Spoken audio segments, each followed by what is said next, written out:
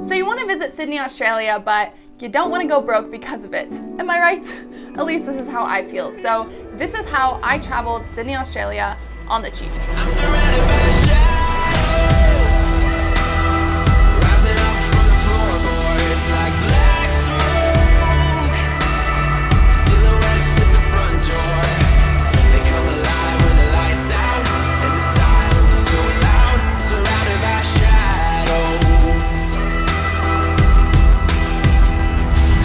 Let's first talk about free activities. Now, free activities doesn't necessarily mean that they're not worth it. Actually, it could be quite the opposite. They could be totally worth it, and they happen to be free. First one is the Bondi Coogee Walk. I have already talked about this in my video, First Impressions of Australia, but it's seriously that amazing that we gotta talk about it again because it's one of those activities you have to do when you go to Sydney. Honestly, when I think of Sydney, I think of Bondi Coogee Walk. I think of the beautiful beaches. I think about the rock pools that are along the coastal walk. It's a few kilometers, it's totally worth it, it's totally free, and it's just beautiful. If you don't want to do the walk, just go hang out at the beaches. These are Australian beaches. These are beautiful, different to what I've seen before, and you could just go have a picnic, whatever. I did this walk 3 times. Next on the list is the downtown harbor. Now, you can't exactly go to Sydney without visiting the harbor. That's just like going to Paris and not seeing the Eiffel Tower. So I made it to the famous harbor here in Sydney. This is the iconic bridge. It took about 8 years to build and 1,400 men and cost around $4.2 million.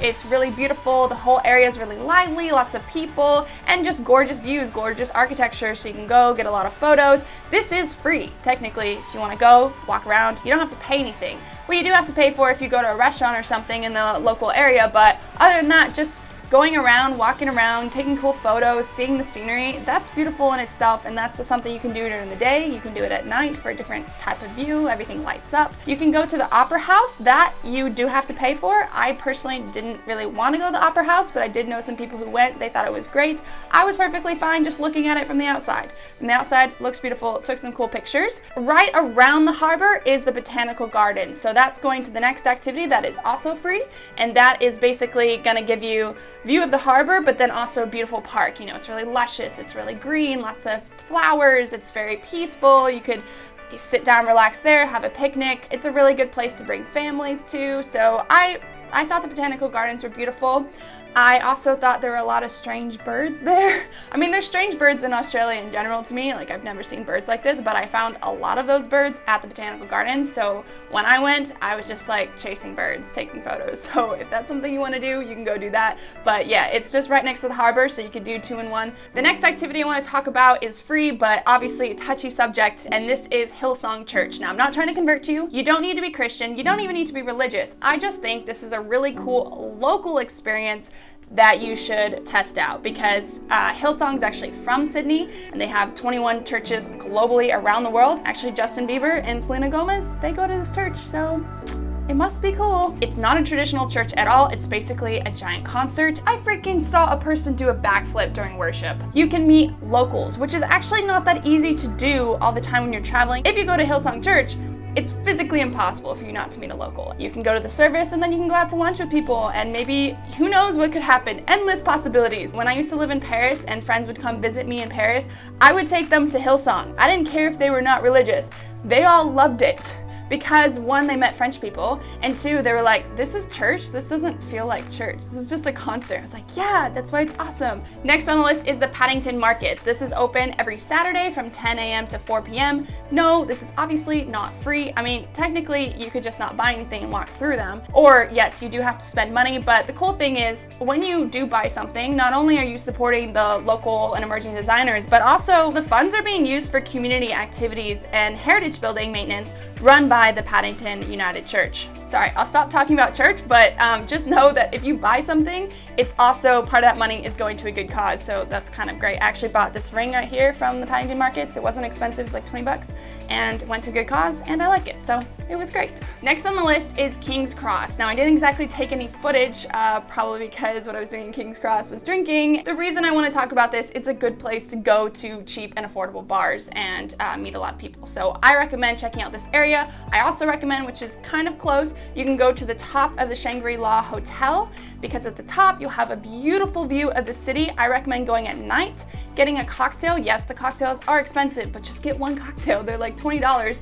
I had the espresso martini, which is like a typical drink that you get in Australia, and it was fucking bomb. So I recommend go to the top Shangri-La, get an espresso martini, and have a beautiful view. I didn't really take good footage, probably because I shouldn't be drinking and filming, doesn't really go hand in hand. Last on the list is the Blue Mountains National Park. Now this is technically not in like the downtown Sydney, it's a few hour train ride away, but really cheap to get a train there. You just use your typical transit card you would use in the city. It's really easy, like the train goes directly to Katoomba, which is the area that you want to go to. Honestly, I recommend spending a few days here. I spent 4 days, 3 nights, maybe that's excessive. Just at least stay the night, please, if you go, because so many people just take a day trip and they barely see anything, and then they come back and they're like, yeah, it was nice, but because they didn't see anything. There's so much to see, there's so many beautiful hikes, and hikes take a few hours, so you need some time. You want to be able to relax and not rush it. So I recommend at least a night, really do 2 nights. If you want a good hostel, this is not sponsored anything. I stayed at YHA Hostel. Damn it, see, this is not sponsored. YHA is a good hostel. It was cheap, affordable, they have a massive kitchen, and quick tip, book it through their website. I'll put a link to them, because if you book through Hostelworld or Booking or whatever, it's actually more expensive, significantly. My friend found this out and I got the cheaper price, which is kind of nice. Sucks for her. This is in Katoomba, and then you have like maybe a 10-15 minute walk to get to where all the hikes and trails start, or you can take a bus if you're lazy, but all the hikes are free. Yes, you can technically do some tours. They've got some nice ones. They were definitely over my budget, so I didn't look into those, but maybe if you want to do just one, you can do the hop on, hop off bus. My friend did that. She really enjoyed it. Again, it wasn't for me. I thought it was a bit too pricey, and I just, I love to walk, so I was totally fine walking to the different spots. Yeah, it's just beautiful. You're gonna get beautiful photos. There's a lot of cool stories about the different places based on Aboriginal legend, and I mean, Charles Darwin talks about how it's really beautiful and worth going, so it must be worth visiting. The downtown Katoomba is also really nice, so if you're not really so much into hiking but just want a break from the city, you know, you can see the stars at night. Katoomba has really good restaurants. I actually had really good Vietnamese, Thai food as well, so yeah, worth going. Now obviously I didn't name everything there is to do in Sydney. That's why this video is titled How I Travel Sydney on the Cheap, because yeah, I'm not gonna do everything there is to offer, but this is the stuff I enjoy doing, and I think you will enjoy it too. If you have any more suggestions, people who are watching this, definitely put in some comments of places that I didn't mention, because there's probably a lot. Let's move on to accommodations. I'm just gonna tell you where I stayed. Again, this is not sponsored, although it should be. I should like ask these people for money. I stayed at Mad Monkey in Coogee Beach. That's where I stayed for the first 6 days, I think. And that was great, because it was literally like on the beach in Coogee, like maybe 10-second walk, like you could smell the ocean, you could see it, and I highly recommend it. I always recommend hostels if you're a solo traveler specifically, because this is a great way to meet people, and if you want your own space, you can get a private room, but otherwise just take the dorm. If hostels is not your style, they can also do Airbnb. It's pretty nice. It's a bit small, but I think it'll do. And Airbnb is actually kind of the same price as the hostel, except that you would have your own room and maybe even your own place, the same price that you pay for a dorm. So I did do that as well. If you don't have Airbnb, you should definitely get it, because it's a great way to travel and feel homey. Like, you know, have your own kitchen and space, and it's great. I will put a link to my Airbnb referral in the description box. What this means is that if you sign up, you get $25 off your first trip, and then I get $25 to my next trip. So win-win situation, we help each other out. That's all I have to say about accommodation. Let's talk about transit. When I first arrived to the airport in Sydney, I went directly to a convenience store and I bought an Opal card. You have to get this. You do not pay cash directly to the people on the bus. You use a card like this. I just topped up $20 on this card when I was at the airport, because I knew I'd be using it, and you just continue to top it up at different convenience stores. This only works in Sydney though. When you go to another city, they have their own card. Works for buses, trains. Let's talk about food now. So food is expensive. It's just how it works. And actually, I don't know if a lot of people know this, but hostels tend to have a free food box.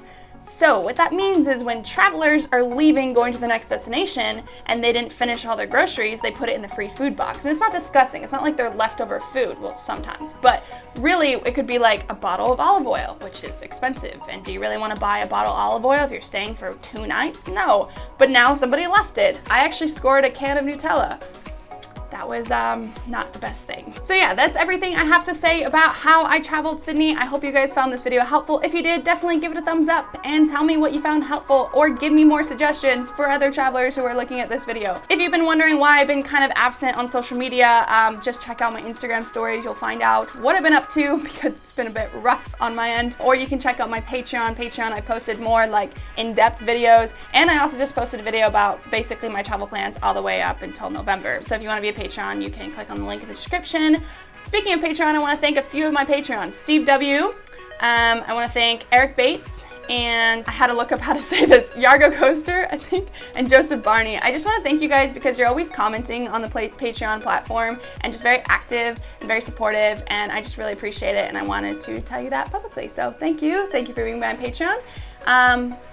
Okay, this video is over.